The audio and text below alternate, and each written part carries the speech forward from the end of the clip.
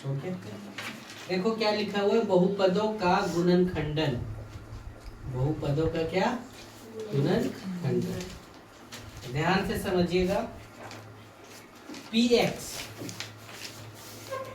जो होता है वो भाज्य होता है।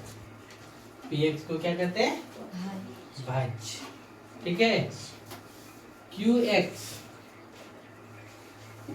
को भागफल कहते हैं।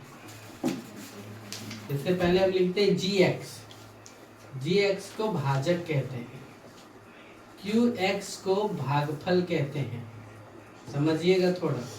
और rx जब लिखा रहेगा तो उसको हम लोग क्या बोलते हैं, शेषफल बोलते हैं। और आप ये जानते हैं कि भाज्य बराबर भाजक गुने भागफल प्लस क्या, शेषफल। भाज्य बराबर भाजक गुने भागफल प्लस क्या, शेषफल। यानी जब px का मान निकाले बोलेगा तो gx गुने qx प्लस क्या लिखेगा, rx।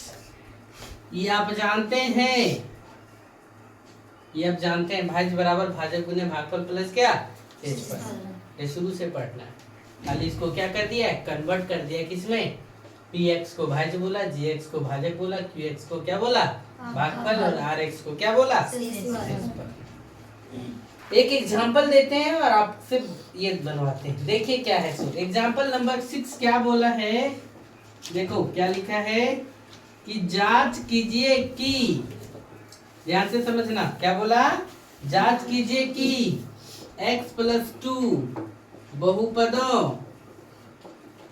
किसका किसका, x³ plus 3x² plus 5x plus 6 और 2x प्लस 4 का शून्यक का एक गुणनखंड है या नहीं, ये हमको चेक करने के लिए मिला। तो कोई भी संख्या का गुणनखंड कौन सी संख्या होगा, इसको चेक करने के लिए हम आपको एग्जांपल यहाँ बताते हैं, फिर यहाँ ले जाएंगे। जैसे देखो 7 गुने 8 किए तो कितना हो गया, 56। 7 गुने 8 किए तो कितना हो गया, 56। 56 7 का भी है ना, 56 का गुणनखंड कौन, 7 भी है, 56 का गुणनखंड कौन, 8 भी है। लेकिन यदि यहीं पर 57 आ जाए तो क्या 57 का गुणनखंड 7 और 8 होगा क्या, नहीं। पहले 58 57 में एगो घटावन पड़ेगा तो बचेगा 56, तब अगर गुणनखंड होगा, समझ रहे। यानी क्या होगा, एगो gx होगा, एगो qx होगा, और जो एक घटाए वो क्या हो जाएगा, rx हो जाएगा, है ना। तो इसको हम लोग अभी इतना समझते हैं।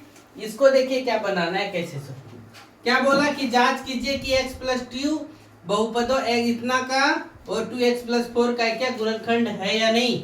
यदि शेषफल 0 आ जाए तो गुणनखंड हो जाएगा, यदि शेषफल 0 नहीं है तो गुणनखंड होगा क्या, नहीं होगा। तो उसके निकालने का एक तरीका बताते हैं, ध्यान से देखिए। हल लिखो, क्या लिखा है सो ध्यान से देखो। px बराबर क्या लिखा है, x³ plus 3x² plus 5x plus कितना 6, और एक px बराबर क्या और लिखा है, 2x प्लस कितना 4 लिखा है। दो px दिया हुआ है, समझ गए।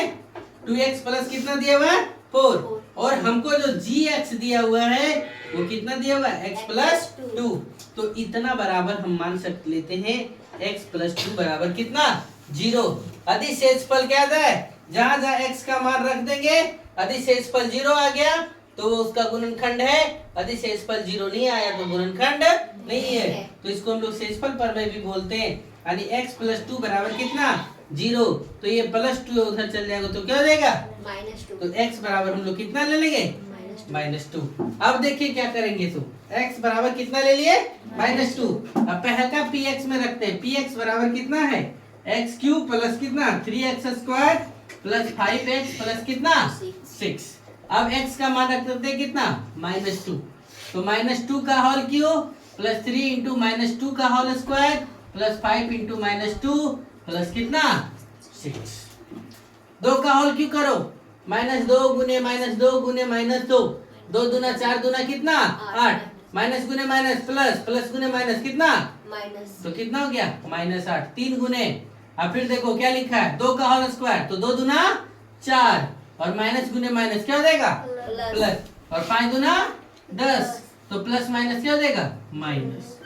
इतना हो गया -8, 4 तिया कितना 12, -10 प्लस कितना 6, माइनस वाले को एक साथ प्लस वाले को क्या एक साथ, तो -8 और -10 कितना हो गया -18, 12 और 6 कितना हो गया 18, तो एक -18 और एक क्या हो गया +18, तो कट करके कितना हो गया 0, यानी p - 2 बराबर कितना 0, यानी x + 2 इसका गुणनखंड है। क्या लिखेंगे x + 2 क्या x³ + 3x² + 5x + 6 का एक क्या है गुणनखंड है, एक गुणनखंड है। यहाँ तक क्लियर।